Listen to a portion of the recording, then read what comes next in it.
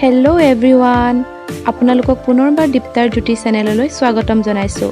আজি মই আপোনালোকৰ মাজলৈ লৈ আহিছোঁ গুড়ৰ দ্বাৰা বনোৱা পায়সৰ এটা সুন্দৰ ৰেচিপি। ভিডিঅ'টো সম্পূৰ্ণ শেষলৈকে চাব আৰু যদি ভিডিঅ'টো ভাল লাগে তেনেহ'লে মোৰ চেনেলটো লাইক, শ্বেয়াৰ আৰু ছাবস্ক্ৰাইব কৰিবলৈ নাপাহৰিব। তেন্তে দেৰি নকৰি বলক চাওঁ ভিডিঅ'টো।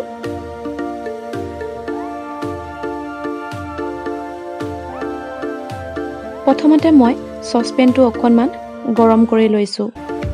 ইয়াৰ পিছত মই আধা লিটাৰতকৈ মই 200 গ্ৰাম বেছি গাখীৰ লৈ লৈছোঁ।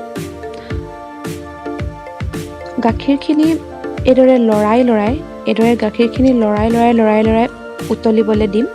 মাজে মাজে গাখীৰখিনি লৰাই থাকিম যাতে তলত গাখীৰখিনি লাগি নধৰে।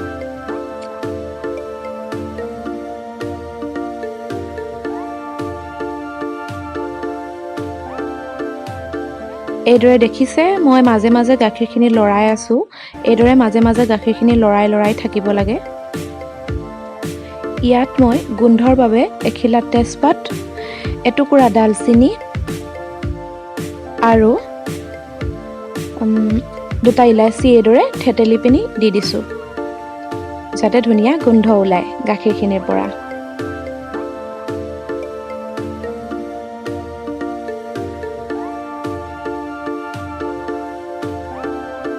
ইয়াত এইখিনি মই চাউল, জহা চাউল আছে আৰু লগতে কলা বৰা দুটামান মিক্স আছে।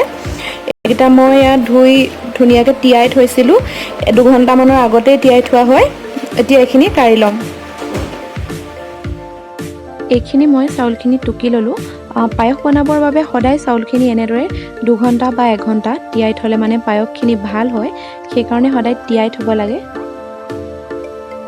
এইফালে এখন কেৰাহীত অকণমান ঘি গৰম কৰি ইয়াত কেইটামান খিচমিচ ভাজি ল'ম অকণমান ৰঙচুৱা হোৱালৈকে।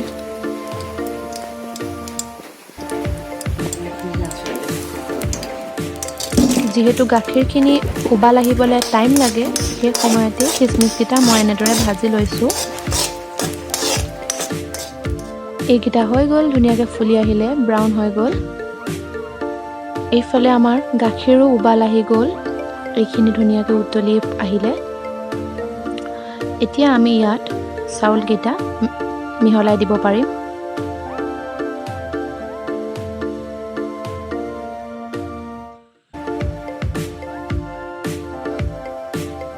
এতিয়া আমি ইয়াত চাউলকেইটা দি দিম। চাউলখিনি দি ভালদৰে লৰাই সিজাই থাকিম। মই এইদৰে যেনেদৰে লৰাই সিজাইছোঁ, এইদৰে লৰাই পায়সখিনি সিজাব লাগিব, তলত যাতে চাউলখিনি লাগি নধৰে। এইদৰে লৰাই আমি পায়সখিনি সিজাই থাকিম। চাউলকেইটা সিজিছেনে নাই সিজা সেইটো চাবৰ কাৰণে অকণমান এনেদৰে লৈ আহি পিনি মই পিটিকি চাম। যদি ভাতৰ নিচিনা ধুনীয়াকৈ সিজি যায়, এনেকৈ পিটিকি চালে আমি গম পাই যাম সিজিছে নাই সিজা। মোৰ এইকেইটা সিজা নাছিলে আৰু অকণমান দেৰি সিজাব লাগিছিলে, টান হৈ আছে। আৰু অলপ সিজাই ল'ম। লৰাই সিজাই থাকিম এইদৰে। এইখিনি মোৰ পায়স সিজি গৈছে। ইয়াত অকণমান মই ঘি মিক্স কৰি দিছোঁ, কাৰণ মই ঘিৰ গোন্ধটো মোৰ ভাল লাগে, সেইকাৰণে দিছোঁ। এইটো আপোনালোকে নিদিবও পাৰে, অপশ্যনেল হয়। পায়সখিনি সিজি গ'ল। আমি এইখিনি এতিয়া এনেদৰেই অফ কৰি দিম গেছটো, ঠাণ্ডা হ'বৰ কাৰণে। পায়সখিনি এনেদৰেই থ'ম পনীয়াকৈ, কাৰণ ঠাণ্ডা হৈ গ'লে লদা হৈ যাব। আকৌ অকণমান নমাবৰ টাইমত খিচমিচখিনি আমি মিক্স কৰি দিম। আপোনালোকে ইয়াত ড্ৰাই ফ্ৰুটছ আৰু মিক্স কৰিব পাৰে বেলেগ। মোৰ লগত আৰু নাছিলে, সেইকাৰণে মই অকল খিচমিচেই দিছোঁ।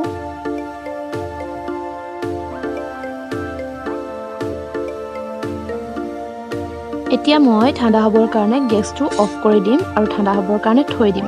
মন কৰিব, ইয়াত এতিয়ালৈকে গুড় মিক্স কৰা নাই। এতিয়া মই গুড়খিনিৰ কাৰণে এটা চচপেন গৰম কৰি লৈছোঁ। ইয়াত মই গুড়খিনি এইদৰে কাটি ল'লোঁ, সৰুকৈ চকলিয়াই ল'লোঁ। এতিয়া গুড়খিনি মই ইয়াত গৰম কৰি ল'ম আৰু ইয়াত একাপ অলপমান পানী মিক্স কৰি পিনি গুড়খিনি উতলিবলৈ দিম। অলপ পানী মিক্স কৰি দিছোঁ, বেছি নহয়, অকণমান দিব। গলিবলৈ দিম এইখিনি। মই গাখীৰ মিহলোৱা চামুচখনেই এইদৰে কৰি দিলোঁ।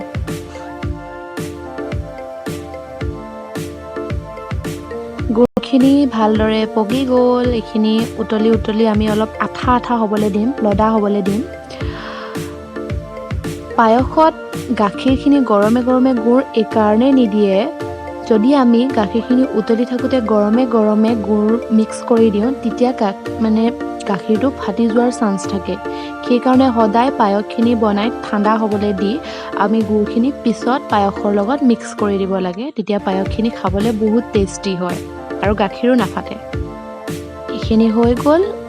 গেছটো অফ কৰি গুড়খিনি অকণমান ঠাণ্ডা হ'বলৈ দিম। এতিয়া মোৰ পায়সখিনিও ঠাণ্ডা হৈ গ'ল। 15 মিনিটমান এইদৰে ৰাখি থলোঁ। এইখিনি ঠাণ্ডা হৈ গ'ল। দেখিছে ঠাণ্ডা হৈ যোৱাৰ লগে লগে অলপমান লদা হৈ আহিলে। এতিয়া ইয়াত মই পগাই থোৱা গুড়খিনি মিক্স কৰি পিনি দিম। পায়সত গুড় মিক্স কৰিলে পায়সখিনি কালাৰো বহুত ধুনীয়া হয়। ৰঙচুৱা ধৰণৰ কালাৰ এটা আহে। মোৰ ভাল লাগে বহুত। চেনিতকৈ মই বেছি গুড় মিহলাই পিনি পায়স ভাল পাওঁ। ভালদৰে গুড়খিনি এনেদৰে মিহলাই দিম।